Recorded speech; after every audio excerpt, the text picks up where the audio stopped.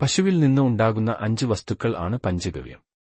പശുവിൽ നിന്ന് ലഭിക്കുന്ന മൂത്രം, ചാണകം, പാലിൽ നിന്ന് തൈര്, പിന്നെ നെയ്യ്, ഈ 5 വസ്തുക്കൾ കൊണ്ട് ശരിയായ അളവിൽ ചേർത്ത് ആണ് ഉണ്ടാക്കുന്നത്. ആയുർവേദ മരുന്നാണ് ഇത്. ഗവ്യം എന്നതിന്റെ അർത്ഥം പശുവിൽ നിന്ന് ഉണ്ടാകുന്നത് അഥവാ ഗോവിൽ നിന്ന് ഉണ്ടാകുന്നത് എന്നാകുന്നു. ക്ഷേത്രങ്ങളുമായി സംബന്ധിച്ച് പഞ്ചഗവ്യത്തിന് നിർണായക ബന്ധമുണ്ട്.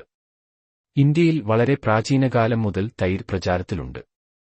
തൈരിന്റെ ഔഷധപരവും ആരോഗ്യപരവുമായ പ്രാധാന്യത്തെക്കുറിച്ച് പണ്ടുമുതൽക്കേ ഭാരതീയ ഭിഷഗ്വരന്മാർ ബോധവാന്മാരായിരുന്നു. പാൽ പുളിച്ചു തൈരാകുന്നത് സൂക്ഷ്മാണുക്കളുടെ പ്രവർത്തനം മൂലമാണെന്ന് ലൂയി പാസ്റ്റർ കണ്ടുപിടിച്ചത് 19ന്റെ മധ്യത്തിലാണ്. തൈരിന് സമാനമായ പാലുൽപ്പന്നങ്ങളാണ് യോഗട്ട്, കെഫീർ, കുമിസ് എന്നിവ. യൂറോപ്പ്, ഏഷ്യ, ആഫ്രിക്ക എന്നിവിടങ്ങളിൽ യോഗട്ടിനാണ് അധികം പ്രചാരം. കൊക്കേഷ്യൻ പർവ്വതപ്രാന്തങ്ങളിൽ ഉപയോഗിക്കുന്ന കെഫീർ ഉത്പാദിപ്പിക്കുന്നത് കോലാട്, ചെമ്മരിയാട്, പശു എന്നിവയുടെ പാലിൽ നിന്നാണ്.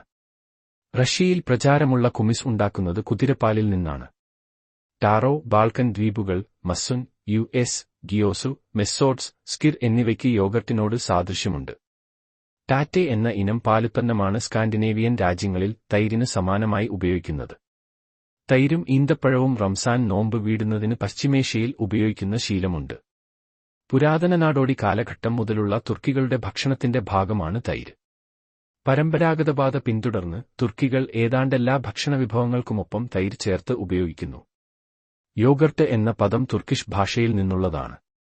11ാം നൂറ്റാണ്ടിൽ മഹ്മൂദ് കാശ്കാരി എഴുതിയ ദിവാൻ ലുഗാദ് അൽ തുർക്ക്, തുർക്കിഷ് ഭക്ഷണവിഭവങ്ങൾ എന്ന ഗ്രന്ഥത്തിൽ തൈരിന്റെ ഔഷധഗുണങ്ങൾ വിവരിക്കുന്നുണ്ട്. 16ാം നൂറ്റാണ്ടിന്റെ ആദ്യ പകുതിയിലാണ് യോഗട്ട് യൂറോപ്പിലെത്തിയത്.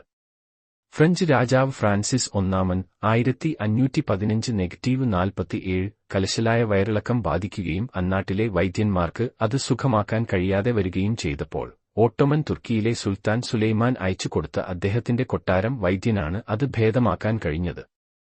അസുഖം മാറ്റുന്നതിന് യോഗർട്ടാണ് വൈദ്യനെന്ന മരുന്നായി ഉപയോഗിച്ചത്. പാൽ. സസ്തനികളുടെ സ്തനകോശങ്ങളിൽ നിന്നുൽപ്പാദിപ്പിക്കപ്പെടുന്ന പോഷകദ്രാവകമാണ് പാൽ. സസ്തനി എന്ന പദം തന്നെ പാലുൽപാദനശേഷിയുമായി ബന്ധപ്പെട്ടാണ് ഉപയോഗിക്കുന്നത്. ജനിച്ചയുടനെ മറ്റു ഭക്ഷണപദാർത്ഥങ്ങൾ ദഹിപ്പിക്കാൻ ശേഷിയില്ലാത്ത കുഞ്ഞുങ്ങളുടെ പ്രധാനപ്പെട്ട പോഷകോറവിടമാണ് പാൽ. മറ്റു ജീവികളെപ്പോലെ തന്നെ മനുഷ്യനും ബാല്യത്തിൽ മാതാവിന്റെ പാല് കുടിച്ചു വളരുന്നു. കൂടാതെ പല മനുഷ്യസമൂഹങ്ങളും വളർത്തുമൃഗങ്ങളുടെ പാലും ഭക്ഷ്യവസ്തുവായി ഉപയോഗിക്കുന്നു. മുഖ്യമായും പശു, ആട്, എരുമ, ഒട്ടകം മുതലായ ജീവികളിൽ നിന്നാണ്.